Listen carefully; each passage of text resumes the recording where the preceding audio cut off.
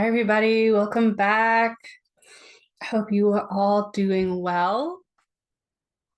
It is beautiful, hot, sunny here in Pennsylvania during this recording. And someone wants to try and make an appearance, our little cat Dexter.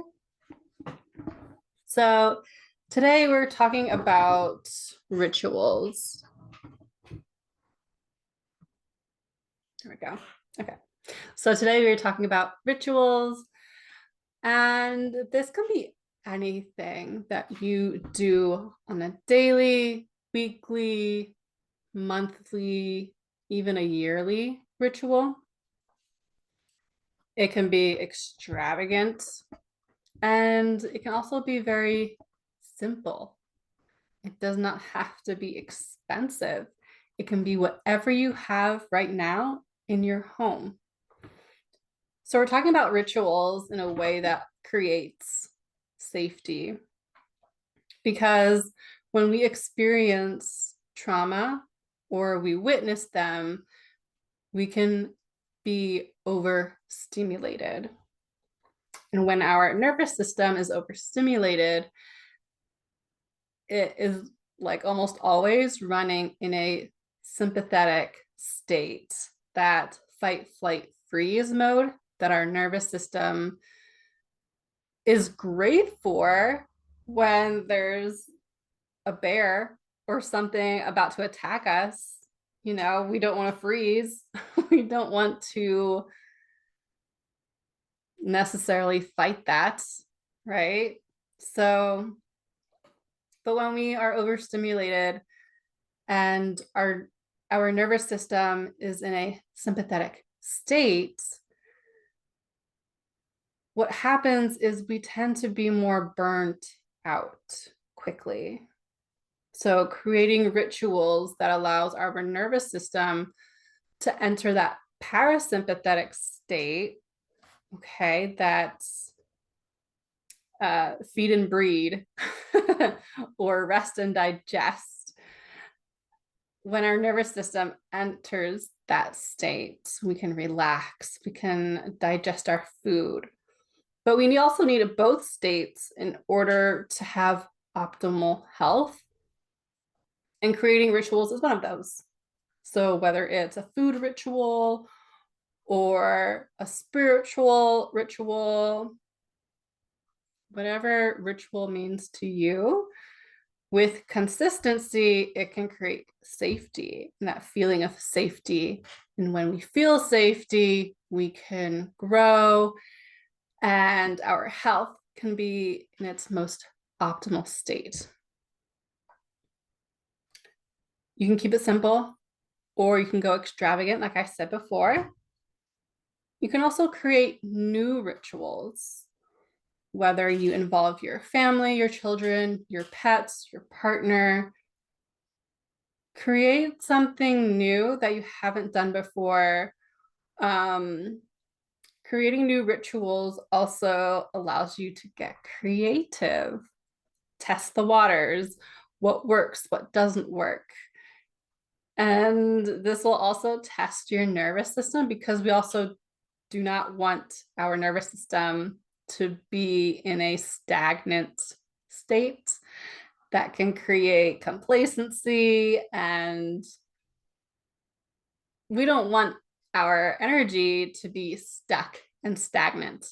Like water, we know that when water becomes stagnant for any reason, it starts to smell. It will start to have like that film over it, and it will smell, and it is not pleasant. And I'm not saying you're going to smell, but we don't want our energy, our free flow of energy to be stagnant, because that can also create health complications. If you don't want to do it yourself, have an accountability buddy. Ask a friend, ask a neighbor, ask a family, anybody who you can rely on, to help you be accountable, especially those daily rituals.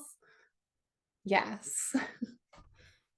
Have an accountability buddy who is also fun, who can make things more fun. And, we're all human. We make mistakes. But we also like to socialize and be creative.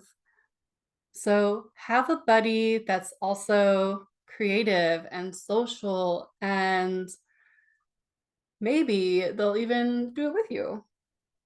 And they don't have to be close by. They can be on the other side of the world, but have somebody you can rely on. Also, practice. Be patient with yourself. There comes a point, especially in spirituality, when we experience this great transformation and we have like this like amazing experience. But then oftentimes it'll plateau and we think nothing is happening. So then we'll like mix up our routine, mix up our rituals.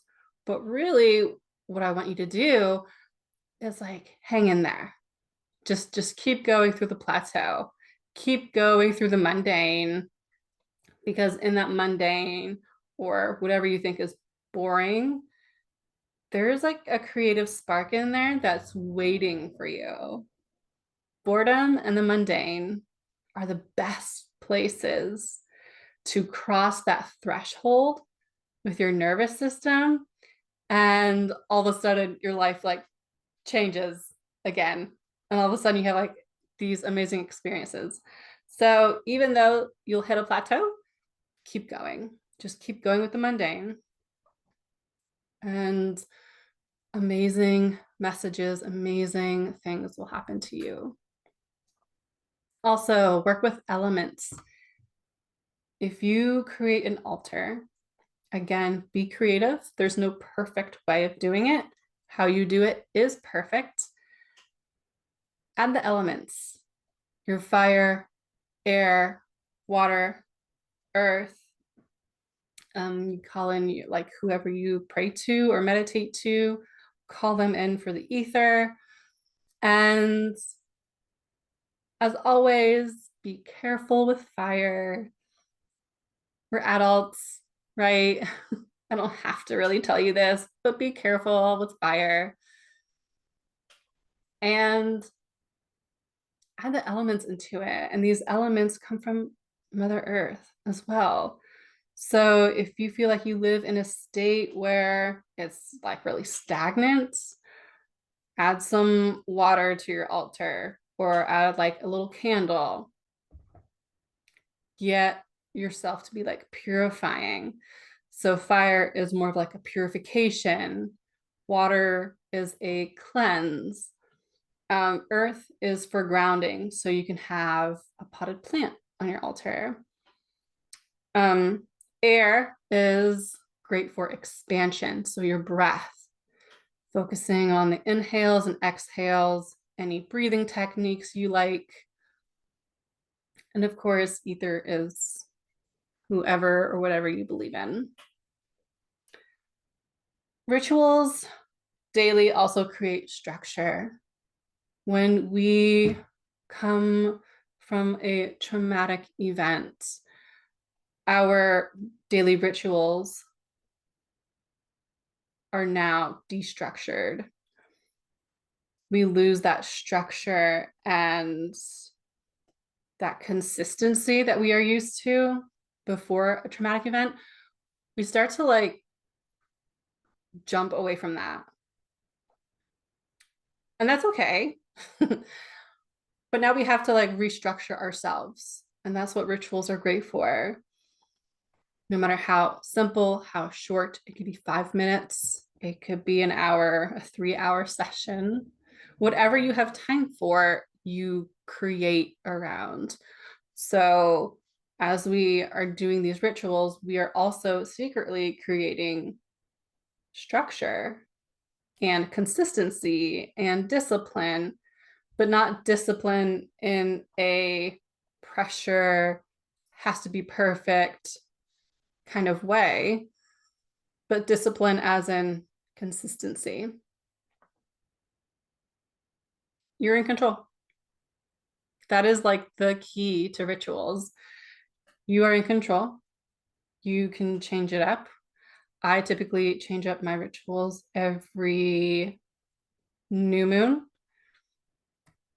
So about once a month, I will create like a new structure, a new ritual with my altars, with even my morning routines. I go with the seasons. I go with astrology. So whatever the sun and moon are in, I will create a ritual and structure myself around that element of astrology. But you can do it however you please. That is the joy of rituals. Consistency also creates growth and change. When we are consistent with something, with rituals, with eating habits, with work, your business, it's also like secretly creating space for more because you don't have to think about it. It's already happening. So when you go and you create your rituals and you start to get into that groove of consistency, you no longer have to think about it.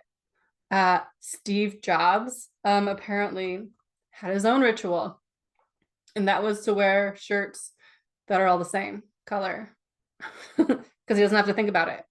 He would rather think about the technology that he was creating. So to remove that ritual of having to think, what am I going to wear tomorrow? He's like, you know what? It's all going to be the same shirts, same color. Don't have to think about it. And that created space for him to be more devoted to what he was creating. It does not have to be in a room, on a cushion, sitting in front of an altar. That does not have to be your daily ritual. For a monastery, sure, that's the ritual.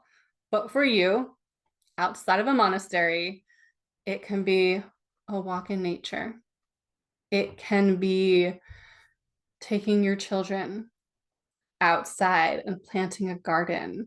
It can be anything. It can be sitting in a cushion in front of an altar if that's your thing, and that's okay, but it doesn't have to be. So you get to be creative with this. Try it for 2 weeks. See what happens. See if you like the consistency, if you like the flow. If it does not feel flowy and natural, change it up. What feels more flowy and natural to you as a ritual? We are not forcing ourselves to pretend to be somebody else or something else. We're not. We are just creating rituals for what works for us, what works for you naturally. Okay, so I hope you all enjoy this video. Let me know below. What's your ritual? What do you love to do daily, weekly, monthly, yearly? Whatever your jam is, let me know in the comments below, and I will see you again next time. Bye, everybody.